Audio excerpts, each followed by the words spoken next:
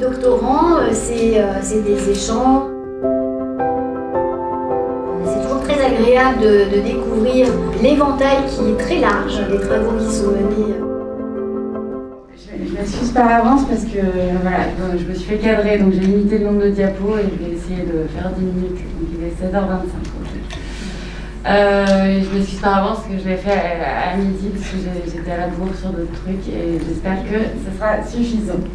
Donc, pour ceux qui ne me connaissent pas et qui ne connaissent pas le sujet de ma thèse, même si la plupart d'entre vous le connaissent, elle porte sur les effets d'une pratique artistique régulière en classe sur le développement et l'épanouissement des enfants HPI, donc des enfants à haut potentiel intellectuel, comparés aux enfants tout venant. Et je suis en 4e et dernière année normalement de thèse, sous la direction de Nathalie Blanc. Alors, j'ai mis que la théorie au pluriel, parce que c'est vrai qu'en investissant l'école, l'apprentissage, la pratique artistique, le HPI, on est allé fouiller pas mal de concepts et on a puisé dans différentes théories pour construire notre pensée, notre expérimentation, etc. Donc les HPI, donc les enfants au potentiel, pour nous c'est vraiment une porte d'entrée dans notre réflexion sur une forme d'optimisation des potentialités de l'enfant à travers la théorie en 3 anneaux de Joseph Renzoni, notamment, qui considère que pour un développement optimal, il faut marier le développement, on arrive avec ces attitudes intellectuelles, d'accord? Donc là, ici, dans sa conception, pour le haut potentiel, elles sont élevées, donc on peut tout aussi bien imaginer qu'elles soient déficientes ou plutôt normées. Plutôt normale, pardon. Et en fait, pour un bon développement, il faut qu'en même temps qu'elles se développent, ces aptitudes, on maintienne un certain engagement dans la tâche de l'enfant apprenant et qu'on développe en parallèle sa créativité. Que je ne me perde pas, parce que on a aussi emprunté beaucoup à la théorie des processus autosystémiques de Connell et Wellborn, qui est une théorie qui met en avant la nécessité de satisfaire les besoins psychologiques fondamentaux du jeune apprenant, à savoir le besoin de relation, le besoin du sentiment de compétence et le besoin d'autonomie. Et puis, considérant le HPI, mais aussi la notion de créativité, on est rapidement arrivé, à la fois en puisant dans tout le travail qui a été mené par Freeman, mais aussi dans le travail qui a été conduit sur la créativité multivariée, je les ai oubliés, mais c'est Lubart et Besançon. Donc en réfléchissant sur la créativité, on a vite distingué 2 profils, à savoir des profils, alors Freeman dit créatif diplômé, mais en réalité, quand on regarde la créativité, ils sont tous créatifs, mais c'est plus qu'il y a des enfants qui ont des profils avec davantage une pensée divergente.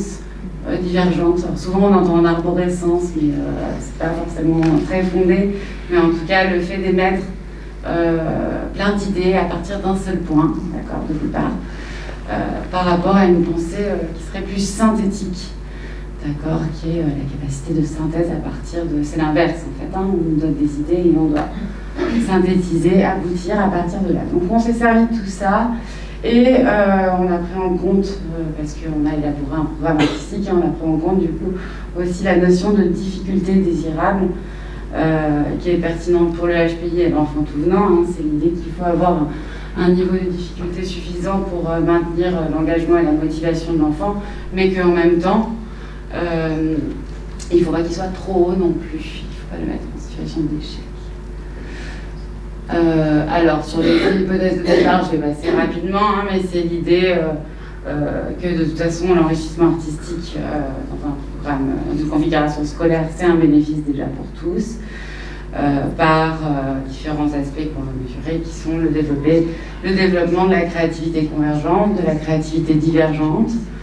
Au passage, on voulait faire un état des lieux différentiel de l'élève HPI comparé à l'élève tout venant. Et puis,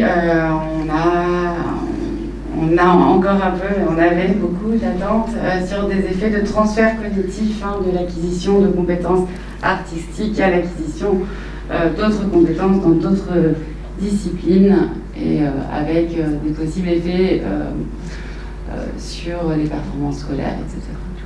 J'en suis où en timing, il me reste 4 minutes pour... Alors, au niveau du matériel, il a fallu créer un programme artistique qui s'appelle Vivre l'art à l'école et que je ne vais pas vous présenter en détail aujourd'hui parce que c'est trop long, sinon ça ne rentre pas, mais n'hésitez pas à me demander. On s'est servi de la version courte de la WIS 4 pour la détection du HPI. On a construit notre étude multimodale avec 3 échelles de mesure qui sont, pour certaines, il y en a une qui est hétéro-évaluative et 2 qui sont auto-évaluatives. Du coup, on a créé l'échelle hétéro-évaluative de l'AS. Alors, j'ai mis souris, je ne sais plus comment on mettait tout à l'heure, mais en gros, c'est des échelles qui sont en révision là. Et l'autre échelle, c'est l'échelle des sentiments sur l'école. En fait, on a fait une traduction d'une échelle qui existait déjà aux États-Unis, mais qu'on a enrichie au passage et qu'on a adaptée pour qu'elle puisse correspondre à un public d'élèves un peu plus âgés. Et on a utilisé les épreuves graphiques abstraites convergentes et divergentes de l'époque, qui est qui est l'outil qui permet l'évaluation du potentiel créatif de l'enfant et qui a été créé par Lubart, Besançon et Parbo. Alors, je vais peut-être passer vite fait sur la procédure, mais en gros, ça s'étale sur 1 an avec des mesures répétées, d'accord, qui sont étalées sur toute l'année scolaire 2019-2020. Donc, il ne vous aura pas échappé qu'on a fait le bon choix en faisant cette expérience en 2019-2020. Et ça va avoir quelques répercussions sans doute. Donc, pour ce qui est des principaux résultats là, dans le cadre de cette thèse jusqu'à aujourd'hui, on a validé donc 2 échelles.